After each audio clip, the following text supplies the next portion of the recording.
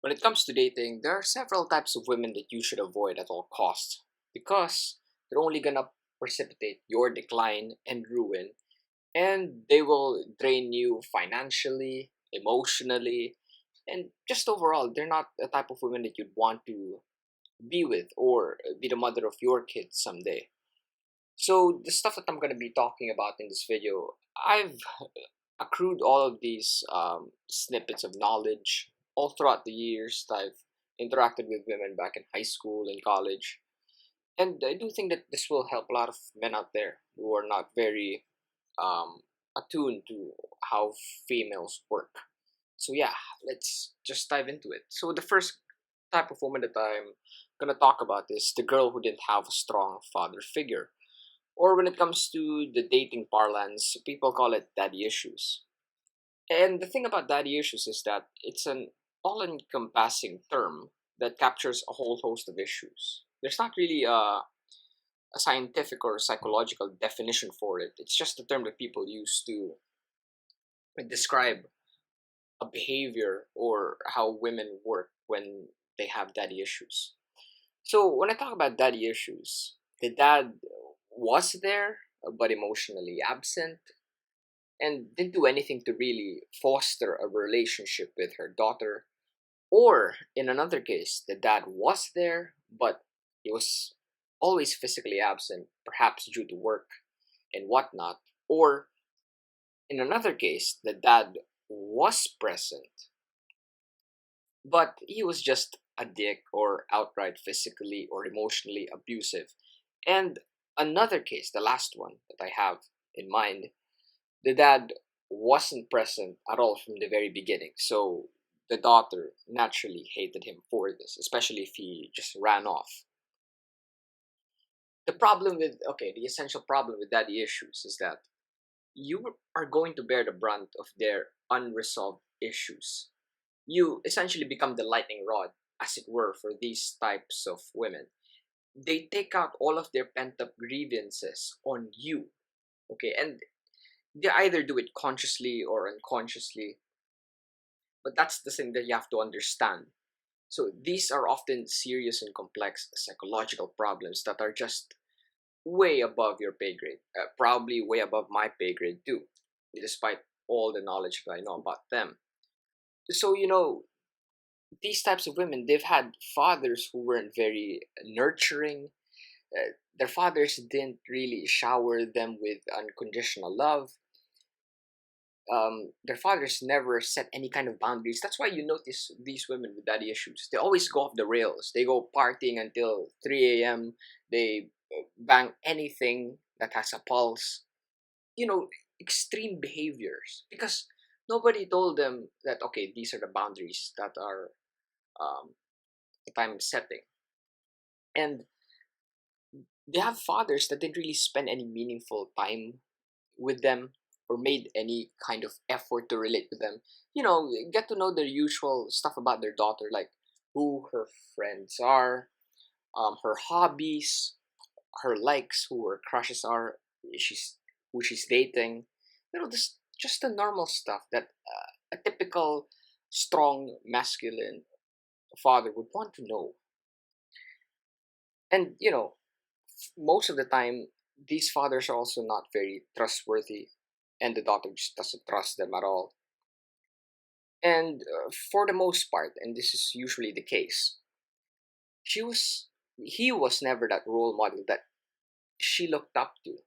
So women with daddy issues, they just don't know what kind of strong, what a strong, reliable, masculine model was growing up because they didn't have it in the first place. So without this, the girl doesn't really grow up to be an intelligent, resilient, well-adjusted, and emotionally stable woman. And this is just sad, okay? Because it really wasn't her fault. If you think about it thoroughly, she's just a victim of her circumstances, and she's had to deal with this lack of a strong father figure. It really is sad. So you have to be empathetic for women like this, okay? Now it doesn't mean that you should be involved with them, but do keep in mind that it really is her fault, for the most part, because nobody choose not to have a father, not to have a strong father. Okay, so the thing about women also with daddy issues is that they don't really appreciate, respect, nor desire you when you show masculine qualities, just the standard stuff. Okay, like being assertive, um, leading the front, showing your dominance, just the normal stuff. It's not even over the top masculinity, okay, that I'm talking about here. And point of fact is, they find it repulsive and appalling when you showcase these qualities, which is just weird, right? And this becomes all the more stronger. Their hatred towards it becomes stronger, especially when they despise their father. They find him repulsive and they just don't want anything to do with him. Because in their minds, they think that you're showing toxic masculinity, or you're mansplaining, or whatever term they've made up to call masculinity toxic these days. So I'll give you an example, and this one I've experienced it back in college. So I was in this friend group, right? There's two girls, two guys, and there's this one girl in that specific friend group that I'm talking about. I mean, from the get go, I knew something was off with her. Something about her just wasn't right. Something ominous was surrounding her aura. I just couldn't explain it because I didn't know at that time that she had issues with her dad. Okay, and look, I wasn't even very based with my remarks, my opinions. I, of course, from the very beginning, I tone it down because I don't know who I'm dealing with, right? But eventually, as time passes on, I become more based because that's naturally who I am. I just can't help myself, right? So later on, as a relationship continued along, there's just this thing that she didn't like about me. And later on, I figured out that I kind of reminded her of her dad. Because look, I found out also that she didn't have the best relationship with her dad. Yeah, sure, her dad provided for her financially, but he was just a dick, emotionally abusive. And he was deeply misogynistic. He always had, according to her, remarks about women like women can't try, or that they should only be raising children because they can't do competent work. Like it's really blatant misogynistic remarks, right? So yeah, me being very based and assertive and having those masculine qualities because it's just me. My personality is such that I'm naturally very dominant person. Yeah, it reminded her of her dad, so we didn't really get along very well, and we would often clash. So I figured as time went on, I just um, kept my mouth shut when it comes to topics of gender dynamics and the role of men and women. So that's what I'm talking about, women with daddy issues. And I also noticed, by the way, that one defining trait of women with daddy issues is that they have insane mood swings. I mean, look, if you've ever dealt with women for a protracted period of time, you know that they're quite capricious by nature. It's just the way they're wired, okay? But women with daddy issues, take that normal girl, well-adjusted woman with being a little bit capricious. That's a woman with daddy issues is 30 times more capricious than a normal girl. It's absolutely insane. Now people will say, "Oh, she might just be on her period," and I'm gonna retort by saying, "Well, look, buddy, you don't have your period every day. It just doesn't work that way." Okay, so you have to keep in mind that girls with daddy issues are uh have these mood swings on steroids. Yeah. So my advice is just don't get yourself involved with a woman like this because you're just going to be drained financially, emotionally. Your time and energy are better off used in another place, something productive. So how do you detect if a girl has daddy issues? Well, there's a technique that I use. Okay, so what I do is I usually talk about my experiences with my parents growing up and what we do when we spend time with each other, our hobbies, and so on and so forth. And then I casually slide in that question. So, how about you? Because I shared my experiences with my parents, right? Of course, I'd also want to know how you were back in the day with your parents, and that's the time when you can really figure out whether or not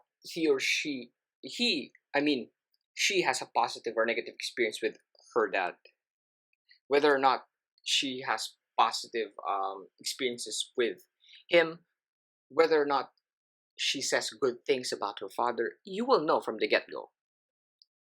You just need to pay attention, okay? And the thing is, I've also noticed this with girls, by the way. If they trust you and they know that they can depend on you, they know that you're somebody who's a good listener, they'll pretty much tell you their entire life story, even if you've just met them for like a couple of days. I know, look, this sounds insane, but trust me, if you've been with a lot of females, you've spoken to them, you've interacted with them, they've been your girlfriends. This is the truth, okay? It's utterly insane, but yeah, that's how most females work. On one final note here, there's a certain subset of dudes who think that they can save women like this. Well, look, I'm here to tell you, okay, you can't save them. Believe me, you don't have the emotional wherewithal to deal with this maelstrom right in front of you. It's going to cost you emotional capital, financial capital, headaches, time, effort, energy, and your heart will also be eviscerated. The best that you can really do is, if you're really sympathetic and empathetic about her situation, is to tell her to get professional help. That's the only thing that you can really do. And look, only she can really help herself at the end of the day, not you, right? So that's the thing with women with daddy issues. The next type of woman that I want to talk about are rich girls. So the thing with rich girls is that they're extremely demanding, spoiled, very entitled, and they complain about the most trivial thing. I mean, you wouldn't believe it, the stuff that they complain about. Like, for example, that they have to carry shopping bags. It's not even that heavy. Or their nails are not congruent, they're not the same color, or the nail polish is coming off. Oh, or the food that they get served in the dorm. Eh, just the most trivial nonsense, okay? And they always have one or two mental health issues. And obviously, that's we know where that comes from. It's because they're spoiled rotten, right? And I think the worst thing about them is that, from experience, okay, they're never content with anything. They always need a new kind of high, a novel thing to do, because they've already done everything, especially when they're in the range between millionaire and billionaire.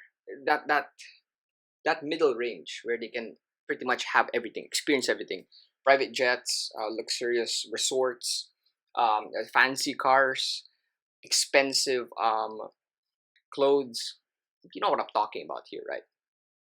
So the other thing about rich girls is that they're extremely myopic.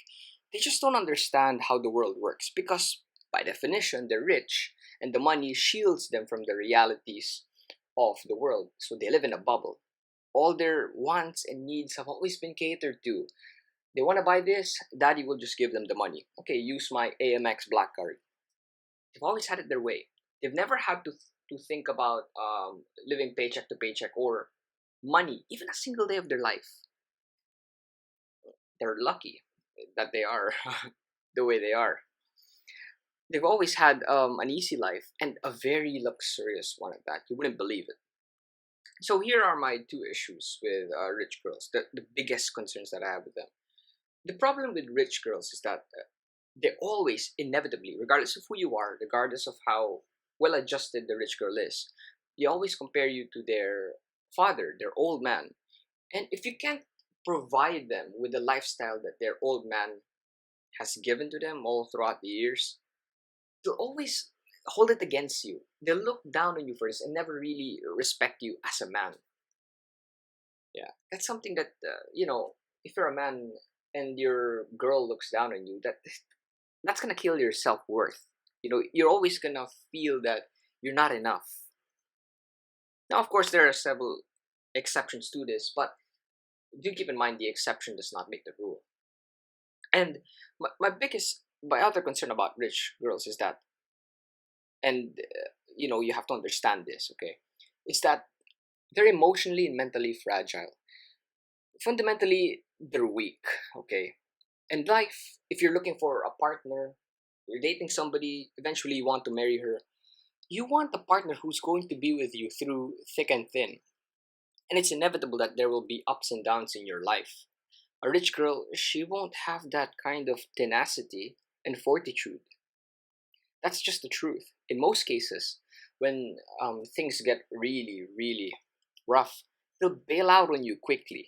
And suppose your business, your career is going down the tubes, and she's sensing that your financial wealth is dwindling. She's gonna be gone really, really fast. And look, there's something that you have to also understand here is that they're not horrible people. Okay? In fact, I've grown up with rich girls. Not because I'm rich, I've already mentioned this in another video. It's because I got scholarships to study in these elite private schools and college later down the line. They're one of the nicest people. If you can pick the good ones from the bad ones, they're very generous, they're very kind. I mean, they go out of their way to help out a friend who's in financial distress. They will slide in the money for them. And they're gonna make up an excuse that, oh, they just blew it off on this expensive trip or some expensive doodads that they bought. Yeah, a lot of them are actually decent people. But, you know, that's the other side of rich women. The other side that I'm talking about are the nasty ones that I've mentioned in this video. Okay, they're not horrible people. Okay, it's just that they're not used to the hardships, difficulties, because all their life they've had it easy. Yeah, you know, they just don't won't put up with that rough patch that you're dealing with. Basically, that's the truth. So yeah, that's the thing with rich women. Yeah, they're better women basically, and my advice is you should probably just go for the women in the lower social class because apart from being intelligent, apart from being pretty, the key trait that they have is that they're resilient and they're gonna be more grateful for what they have, not the same way that a rich girl would be grateful for the things that she has. Yeah, so just go for a middle class girl or even lower middle class or even a little bit poor. Yeah, that's my take on this situation. And the next type of girl I want to talk about is the girl that has a lot of guy friends. So most women that have a lot of guy friends, it's because they know that they can get something from them for free, or or they use these men to boost their self-worth or ego, both these things at the same time or one or the other. And a lot of women, they don't like to admit this, okay? They don't, but they do understand that a lot of men are desperate for female companionship, attention, and ultimately it's because they want to have sex. So they play this to their advantage. Like, their definition of being friends is chatting them up on Instagram or WhatsApp or whatever kind of messaging app they have these days. Chatting them up every now and then when they're bored, but they don't really commit anything. They don't give the guy a relationship or, the time of the day. And, even before I was able to explain what was wrong with a woman with a lot of guy friends, even before I knew of the technical aspects of it, it just something about it just didn't make any sense. Okay, because if you're in a committed relationship with somebody, you wouldn't want to be spending it with other people of that sex, right? It's like your girlfriend or um, your father or your mother. Would you want them to be around people of the opposite sex? That's weird, right? Yeah, so that never really made any sense to me. And the problem about this is that it's not really your girl, okay? But it's the guys who will take advantage of her when she's in a vulnerable moment. Because inevitably, you guys are going to have arguments here and there, in which you'd probably not talk for it. You're not gonna talk with each other for a short period of time, sometimes long periods of time. And this is the time when these guys will take advantage of that slight opening to be with your girl. Like for example, you know that meme with Johnny Sins? Yeah, that joke. A shoulder to cry on is also a dick to ride on. Oh, that's true. Why do you think a lot of people shared that meme? It's because it spoke volumes about the truth, right? And there are two main guys that the girl is friends with, and I think I already mentioned this. One group is her exes, and the other are guys who like her, who are just waiting for the opportunity or opening to strike. The worst part is, I mean, the worst group is really the former because that's also a red flag. Why would you be talking to your ex, even if it's just a friendship, right?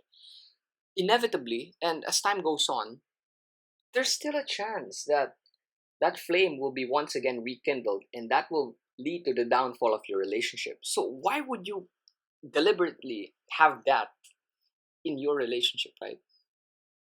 Th- You're in a committed long term relationship and you want to be with this person for your entire life. And then there's this other person who is just waiting to take over that relationship, to ruin it. Doesn't make any sense. And look, most men and women, they don't really have much in common when it comes to their hobbies and interests. So there isn't really a strong anchor that keeps their friendship together. I mean, what does the average guy like? Okay.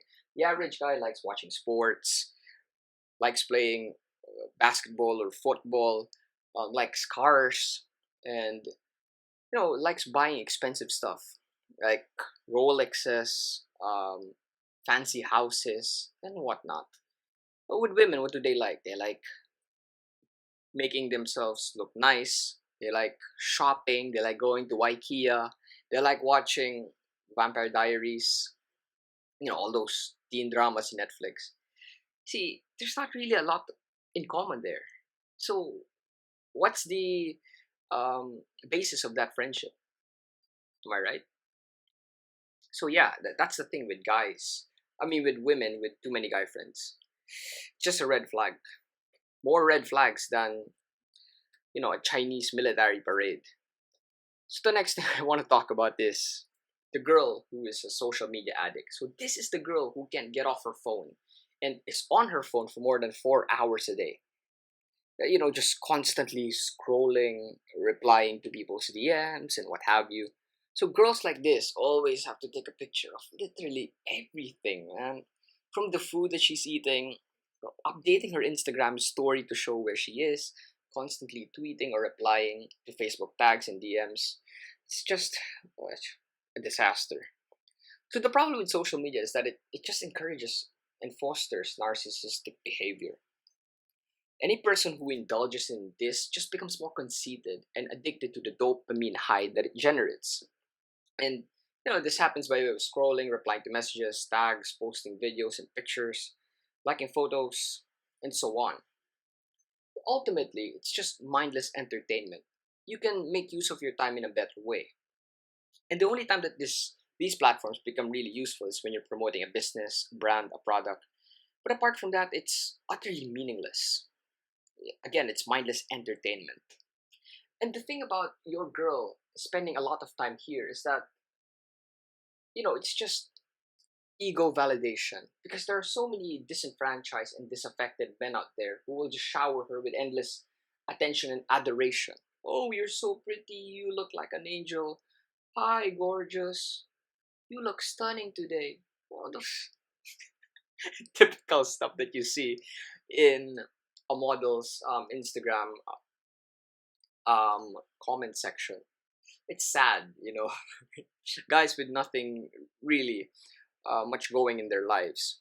And this is a problem because, what if she entertains some dude out there and it becomes a fling?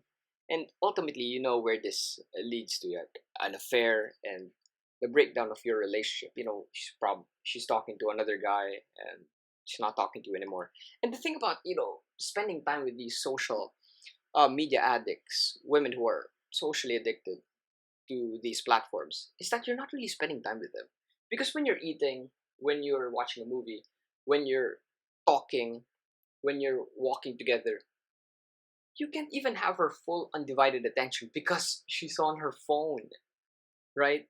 So that's not really a relationship, right? Yeah, it's just somebody that you're with, occasionally saying yes or no. But for the most part, her attention is not really invested in the relationship that you guys are in.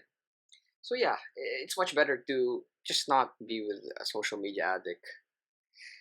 It's much better to altogether not have a social media at all. I mean, for me, I don't have a social media, and it's a big green flag if your girl doesn't have a social media as well.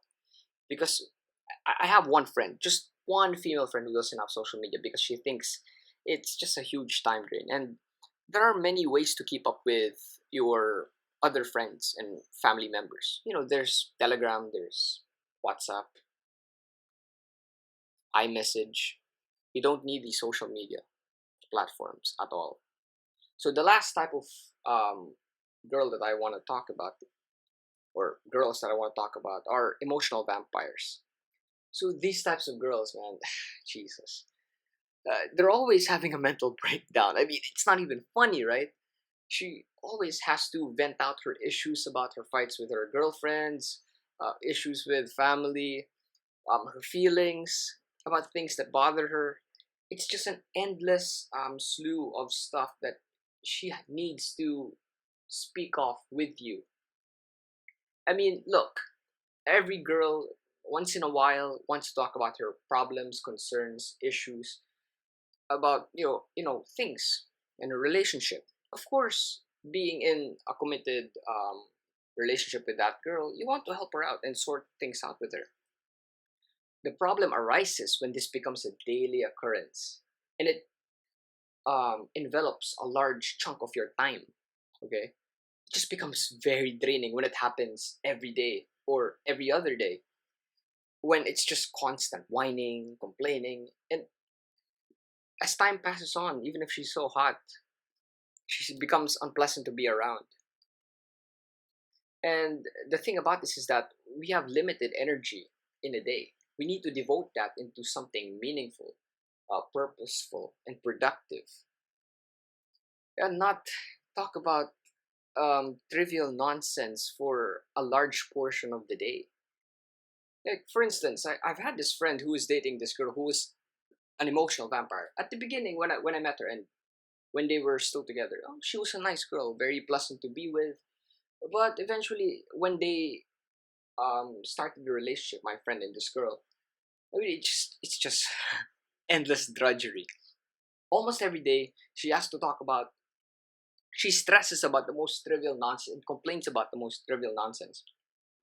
Like she goes on and on about how stressful her uni work is, how her parents always keep calling her from home because she's an international student, right?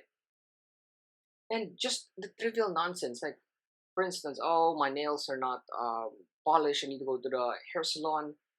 Oh, my post is not getting as many likes as the previous post that I posted. Just the most trivial and nonsensical stuff. She whines, complains, and talks about it endlessly, right?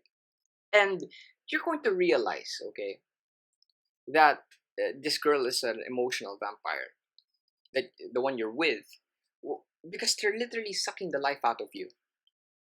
And you will know this because after an interaction with them, you just feel extremely lethargic, drained, and empty.